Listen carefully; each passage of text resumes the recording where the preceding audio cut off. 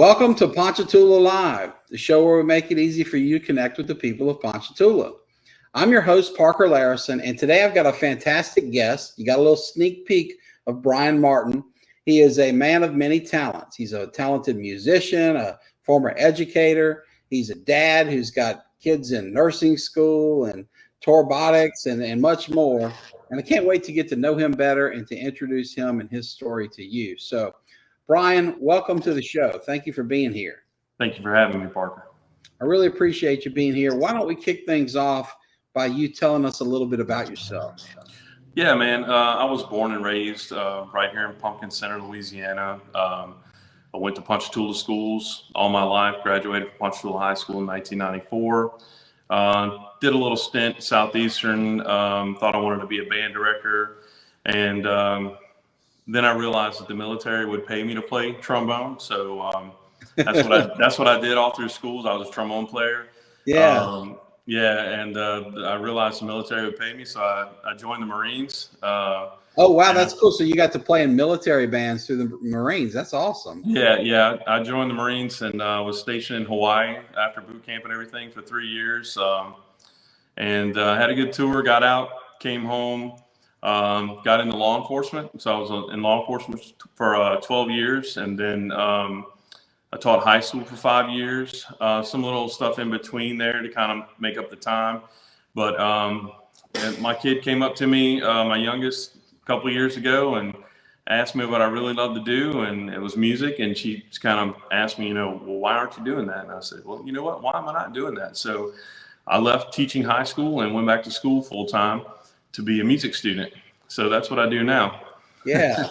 Very cool. What a neat story. And I love how you were inspired by your own child to kind of make that transition. Yeah. So you've given us a lot to think about there. We're going to unpack some of this, little by little. Yeah. But I really appreciate that you started off by talking about being from here, and particularly Pumpkin Center, because we've had well over 100 episodes of this show. I've interviewed a ton of people, some like you and I, who have lived here practically our whole lives, except for brief stints in school and military, but some who just came late or whatever. But Pumpkin Center has not gotten its due. So if you don't mind, because I had so many great friends that lived in Pumpkin Center when I grew up. They all had nicknames. It was like a gang out there with the PC crew. But why don't you tell us a little bit about that? Because some people, if you're new and you just moved into a DSLD subdivision on the east side of town by, Betico, they may not even know what the heck Pumpkin Center is or where it is. If you don't mind, introduce our viewers a little bit to life out there in Pumpkin Center. Yeah, it's easy to find. Exit 35 on I-12, east or west.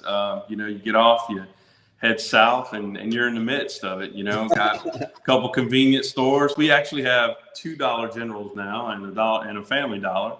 Got a red light, man, at the end of Pumpkin Center Road and 22 now. That's great. But it's a little small. It's not incorporated or anything. Not a village. It's a little small community. It really gets kind of thick. From Pumpkin Center Road back to the river, to the Albany River. Then you go east, and you get the little back roads by Billville all the way to like Happy Woods. We'll consider that a little bit of Pumpkin Center as well. But man, you just drive through it for about 3 miles, and if you blink, you're in Springfield, or you're headed east to Ponchatoula. Yeah. So when I grew up, I had a 225 area. Well, excuse me. It started off at a 504 area code. That's how old I am. My age. Then it went to 225 and 985, and then I lived in Pumpkin Center. I went to Ponchatoula schools, and I had a Hammond address. So you just go figure, But so yeah, Pumpkin Center is like the little community where everybody kind of gets out of Springfield, gets out of Pumpkin Center, and Ponchatoula, and even into Hammond, they'll all kind of congregate there. And it's a lot of development lately, so it's become a little bit more busy, I guess, than if I remember like when I was a kid. But it's a cool little community. Like I said, we got everything we need there. We're 5 or 10 minutes from everything, and but I'm sorry. They shouldn't have cut you off. Please. That's okay. No. Yeah. Our favorite pastime was during the summertime, our parents would leave and go to work, and we'd shoot back to the river. Like, don't you go to that river. And we were there anyway. and we called it blution, man. I tell everybody, everybody in this world has been blution before. And they're like, what are you talking about? I'm like, well, you did a cannonball in the water, right? Before, and they're like, yeah. And I said, what sound does that make? And it's bloosh.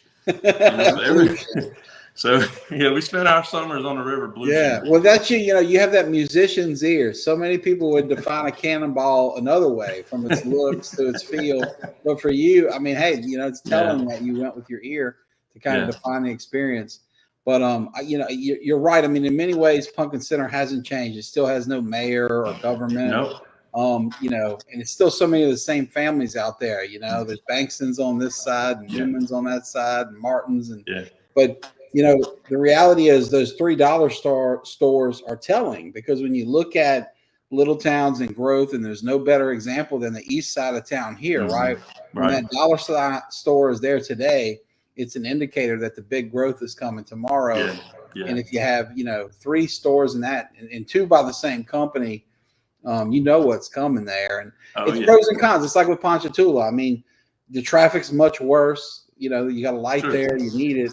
But then you also get some pros too with that. Like, y'all got some good cooking out there now. Johnson's Family Kitchen. Yeah. I mean, that kind of stuff doesn't happen unless you have the growth to support it. So thank you for mentioning the whole Pumpkin Center thing. Yeah, no problem.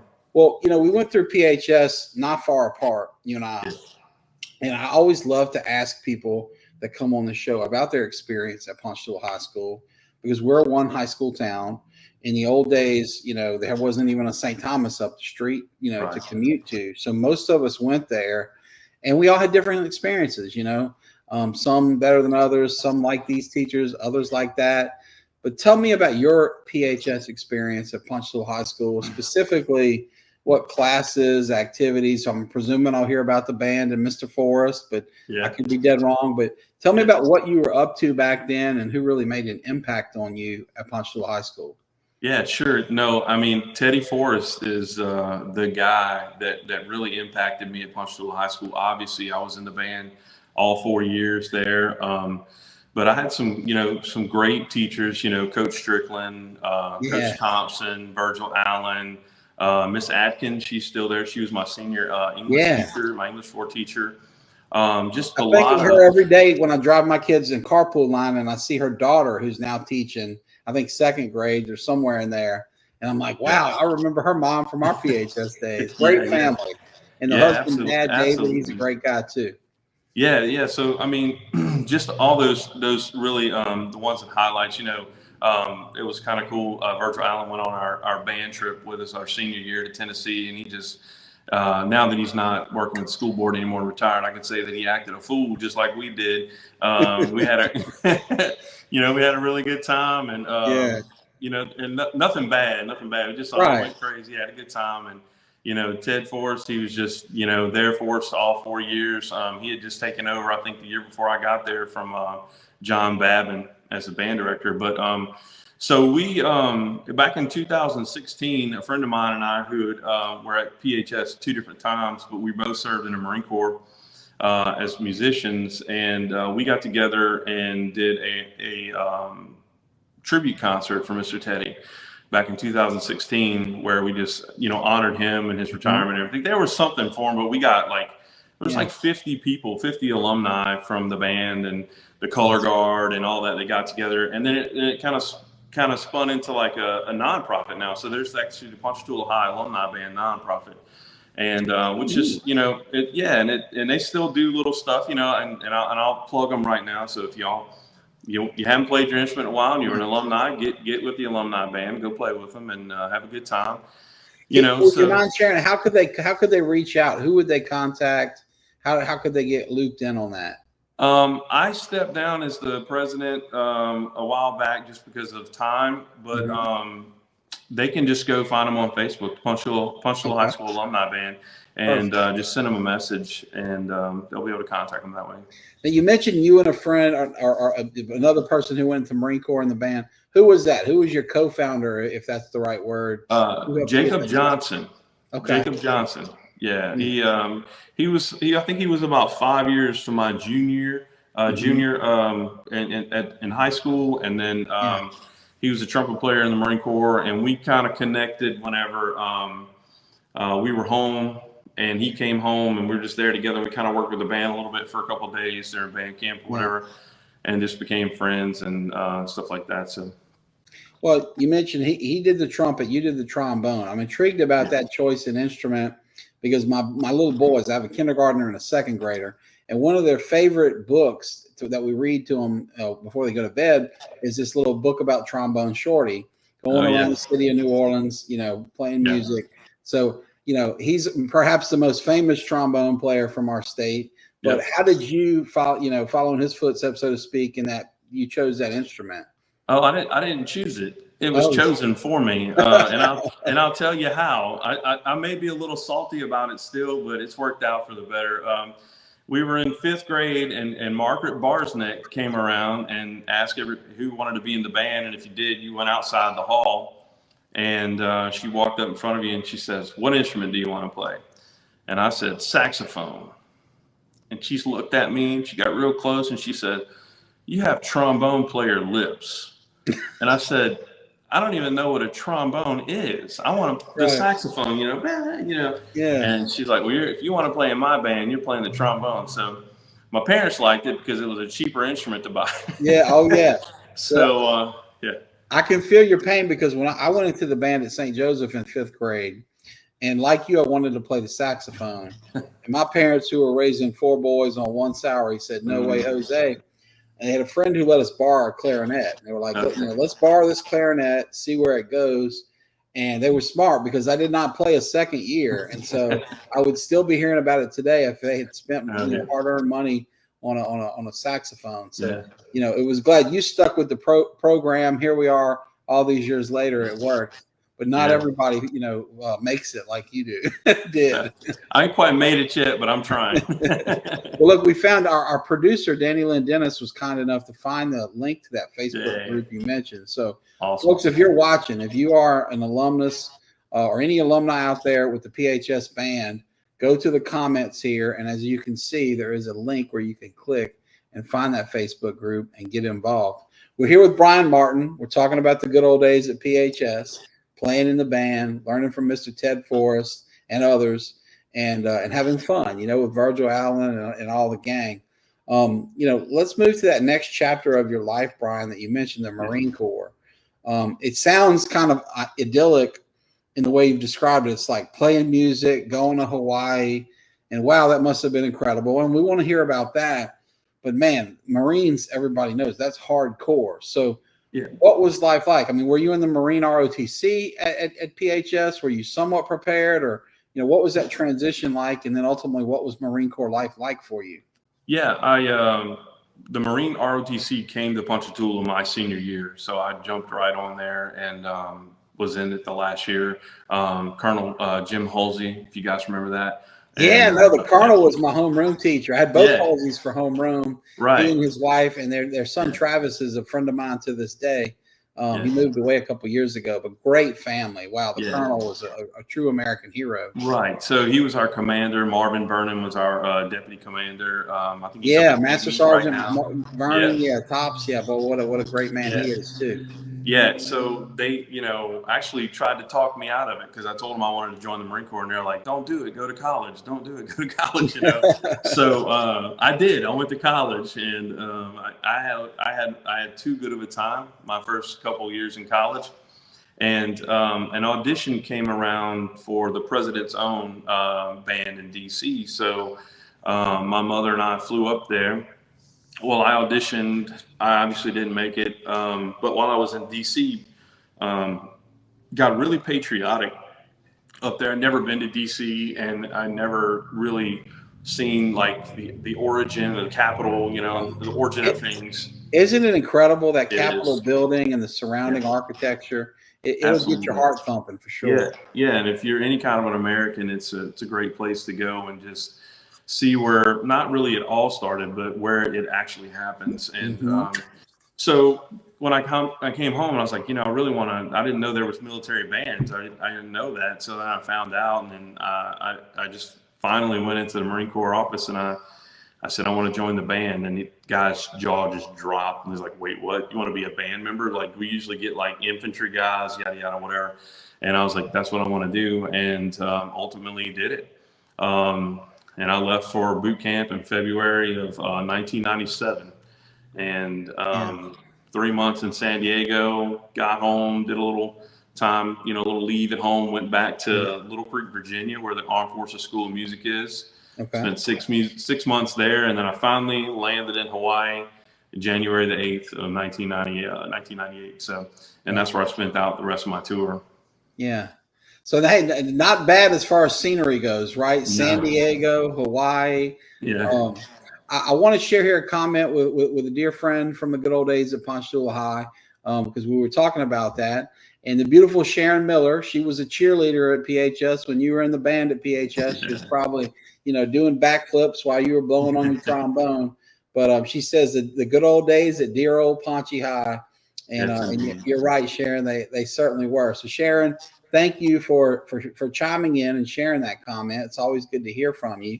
And to anybody else who's watching live, as you can see from Sharon, we have the ability, if you're watching live in real time, to share your comment. So if you want to ask Brian a question about, the Marine Corps, music, whatever, feel free to jump. Or if you just want to say hey and, say something encouraging, jump in there and we'll do our best to put you up on the screen as we've done with Sharon and share your comment.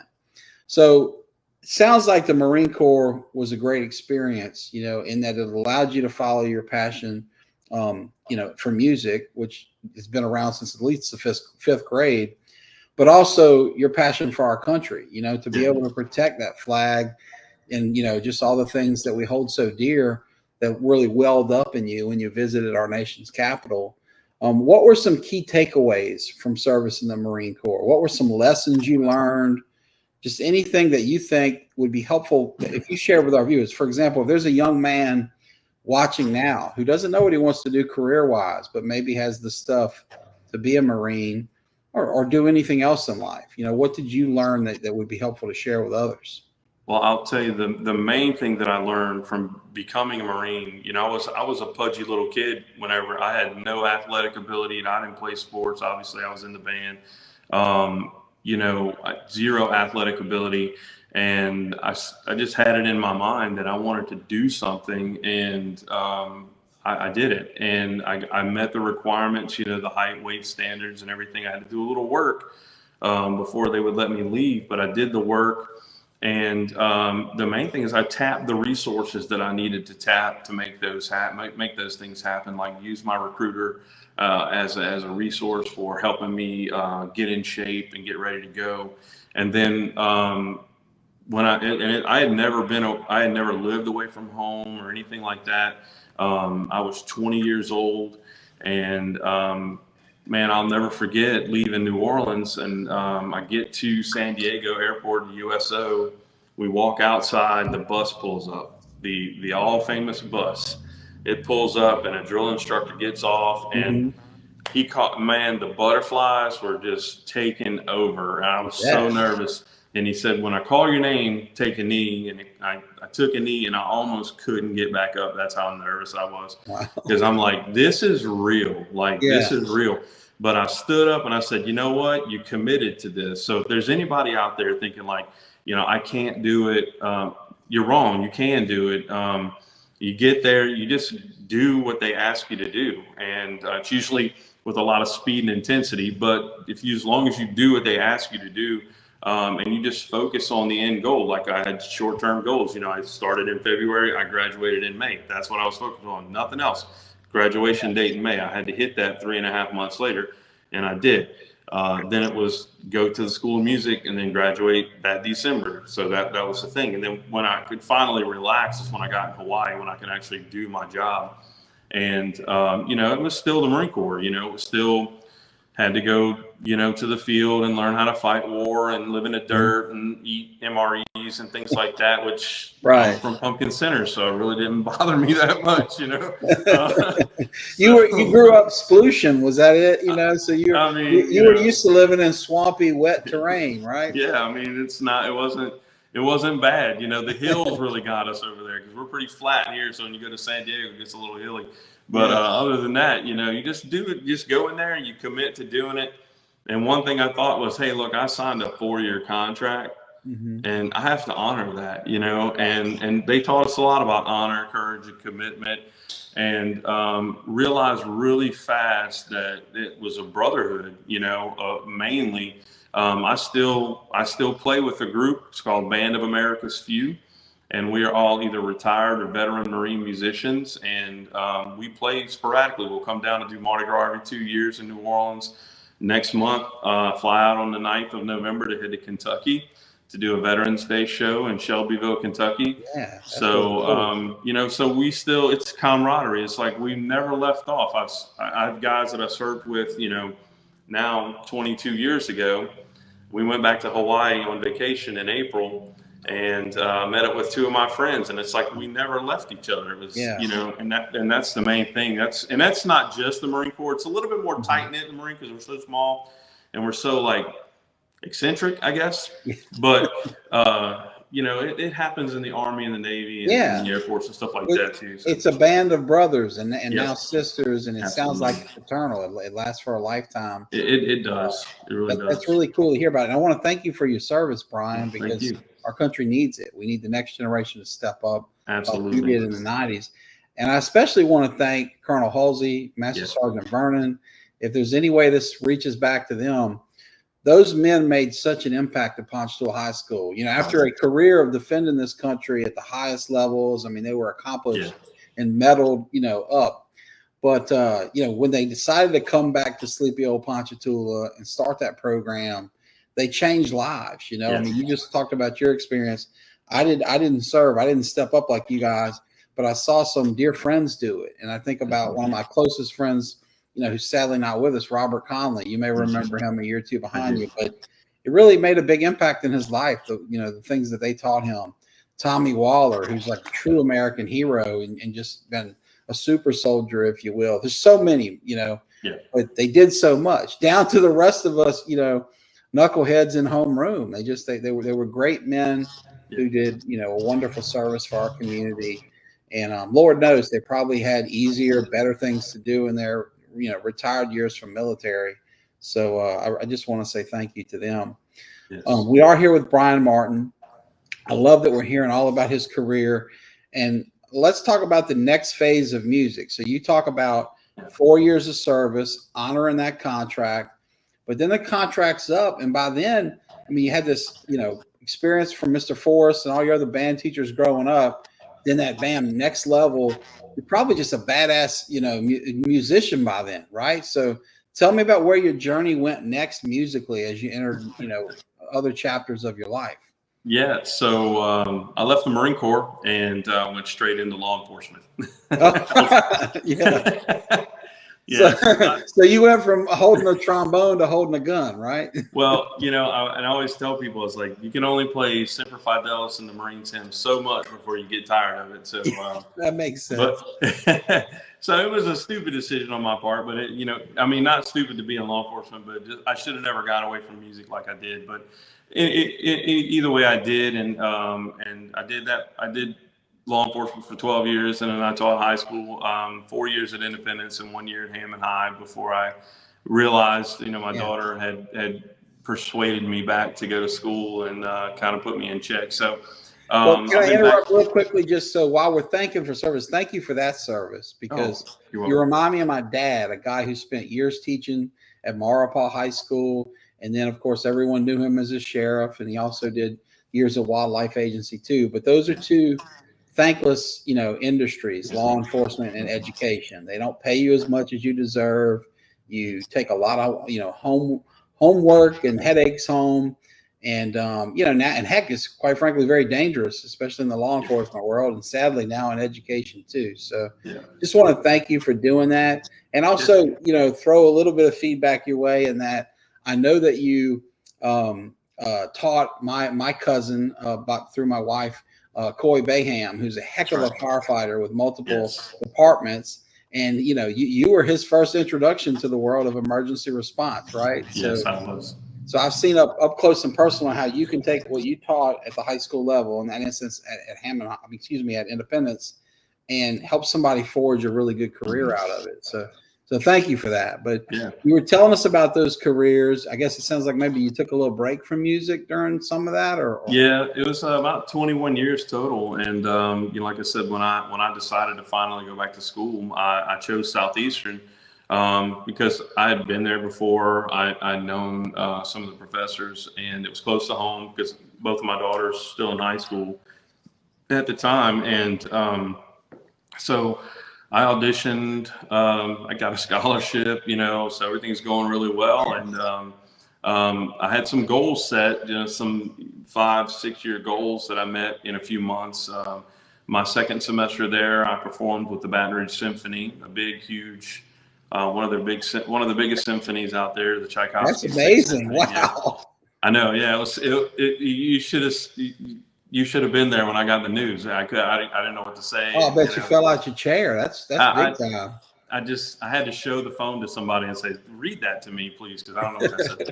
But yeah, so then I do that. Now I'm on the sub list for the Baton Rouge Symphony. So when they need a trombone player, they'll call me sometimes to play. I played with them 3 times so far since then. I have my own entertainment business, I guess. It's called Soul City Entertainment LLC, where we have a 9-piece hits band, like wedding band, things like that, event band. We do everything from that all the way down to like strings, like a string quartet, string trio, brass quintet, jazz combo, whatever you need, but not DJ.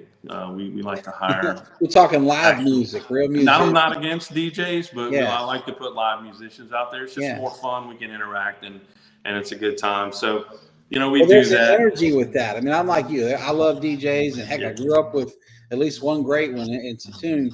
But there's an energy with live music that cannot be replicated. When you're playing it, and we had a live band at my wedding, and it made all the difference. My wife had dreamed for 20 years of having that certain band at her wedding, and it just made the experience. While we're on the topic of that and your business, tell us about your business and specifically how we could contact you if people are interested in hiring you guys to play an event.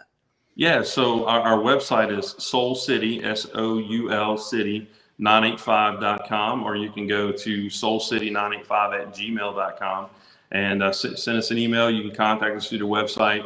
That's the simplest way to contact us. We actually are vendors on the knot.com and theweddingwire.com as well. So if you're using that to plan a wedding, you can find us in the Baton Rouge, New Orleans region, and contact us there as well if you'd like.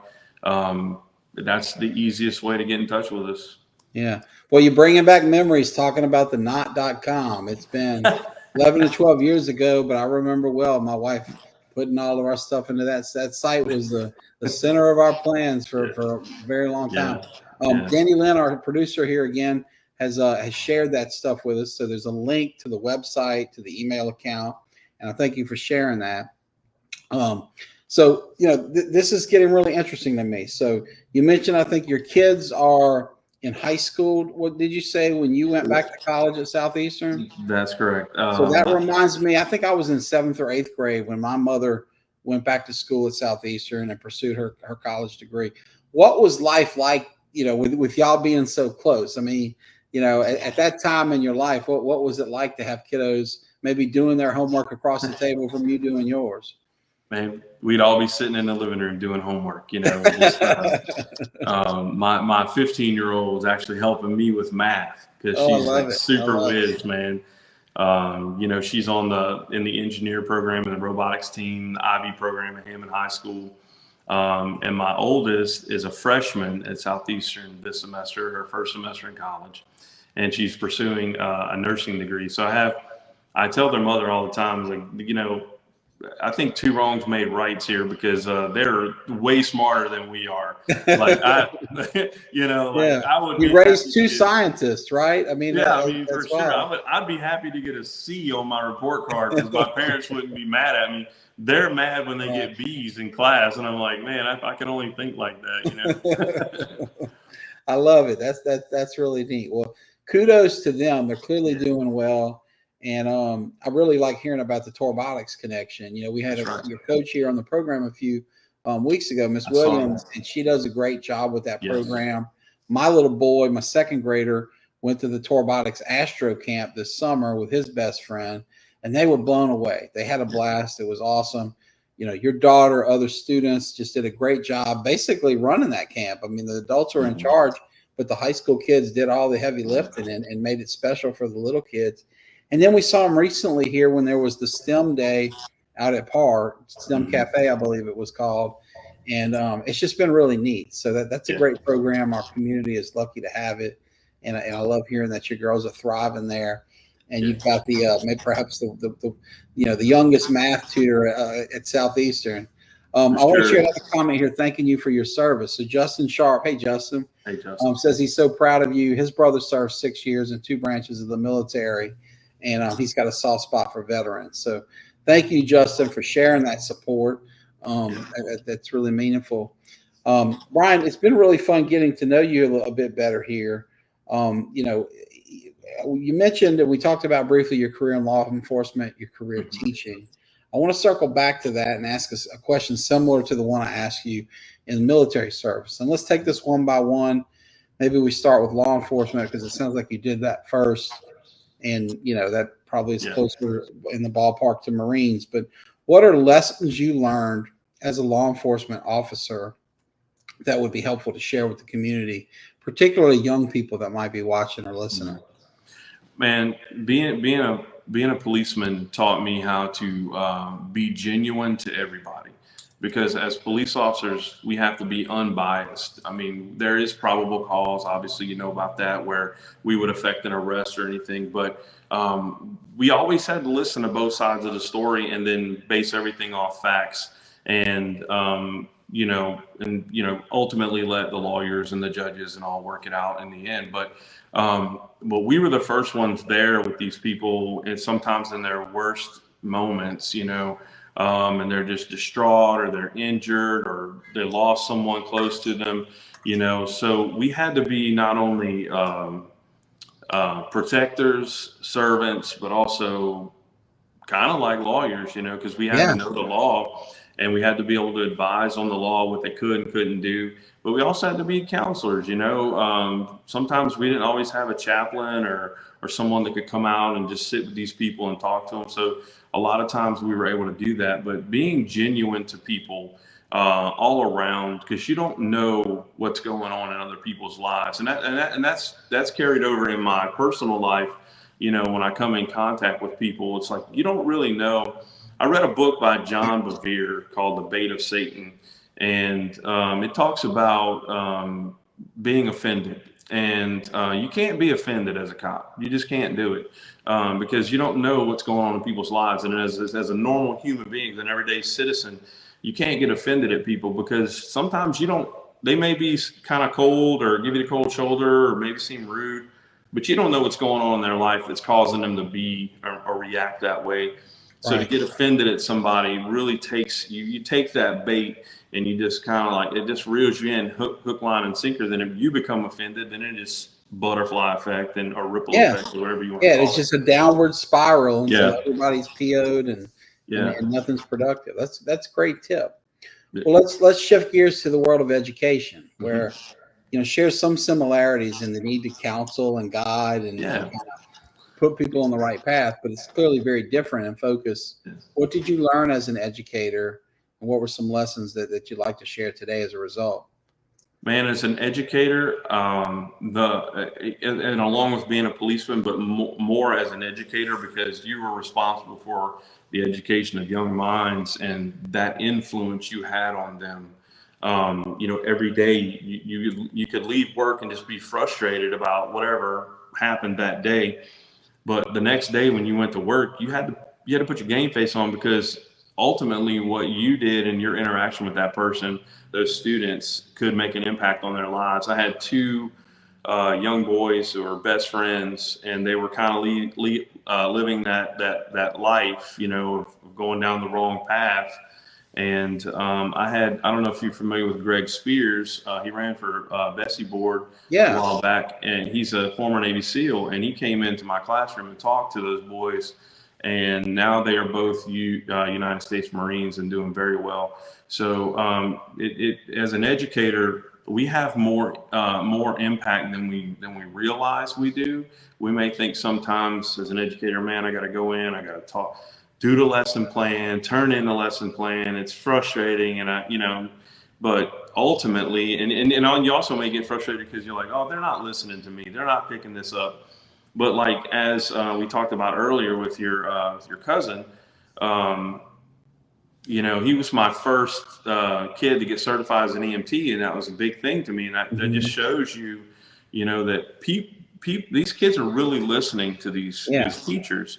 And so, as a teacher, and I'll say this to anybody that's watching, because I have a child in public school, that you have to come there and you have to want to do your job, and you have to want to educate these kids. If you don't want to educate these kids, then you should find something else to do, because it's not a place to sit and draw a paycheck and benefits. Yeah, that's a great point. Yeah. Well, and it's neat to know that first guy that you got certified is now an emergency responder serving 2 fire departments, and thriving at each. Our friend Ryan Griffin checks in to say, what's up? Hey, Ryan, it's good to hear from you. I'm doing well. I hope you are too. Been a while since we had lunch together. We need to try to put one on the books. You've been very generous with your time, Brian. I want to thank you for that. So before we go, I want to give you the opportunity, in case there's anything at all on your mind, on your heart, anything at all you want to say. What would you like to share with our viewers or listeners? I'll just say, remember that community is important. I know Parker and I don't really know each other that well, but Parker has been a really big influence to this community. And it means something, since if you're from here and you grew up here, even if you're a transplant here, look at those people who are really big in their communities and push things in their communities, especially the young people, because the young people, they're very influential. We all know that. So if we can set a good example for them in our communities, that'll be so much better for this world and the place where we live. And it's always follow your dreams. I kind of learned the hard way there. I should have followed my dreams from start and kept on doing it, but always follow your dreams, and don't ever let people tell you that you can't do it. Yeah, that's all great advice. And I appreciate you sharing that, because it's really never too late, right? I mean, here you are following those dreams. And in ways, it's so much more special to be doing it kind of almost at the same time as your girls are heading out into that wild world. I look at my mom, she went back to college in her 40s, and then she went and got a master's degree, and started a new career. And it was such an inspiration. And I'm certain it's a big part of the influence that led to 4 boys all getting a master's degree or more, following in her footsteps, watching her churn at that table. You mentioned math and your daughter tutoring her. I remember my mom crying over being back in calculus for the first time in 25 years. It's tough, but that next generation's watching, whether it's in your own house with your kids, or in the community if you're a police officer, or in the school if you're a teacher. So, Brian, I thank you for setting that example all throughout our community. I've seen the fruits of your labor in my own family through Coy, and just heard so many great things about you. So it's been neat to sit here for 38 minutes and get to know you so much better. So to you, I say thank you for sharing your time and so much wisdom. To our viewers, I say thank you for sticking with us. And one viewer who chimed in earlier, Justin, says it's just such a joy to watch. So, thank you for having such a good man on the show, Justin. You're right. So thank you all. We'll be back here next week, and y'all have a good weekend.